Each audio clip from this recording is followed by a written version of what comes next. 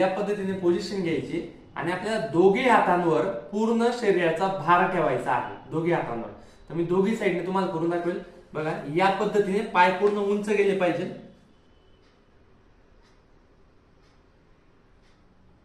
तर या पद्धतीने पूर्ण पाय उंच ठेवायचे. तुम्ही जर बघितले तर हे माझे जे पाय जे आहेत ते बघा पूर्ण वर आहे, जमिनीला टेकलेले नाही. म्हणजे आपल्या हाताने पूर्ण शरीराचा भार सांभाळला पाहिजे.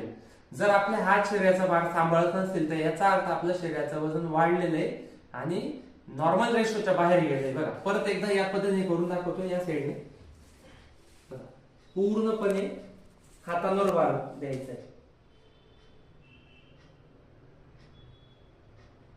तर येतं बेडकासन.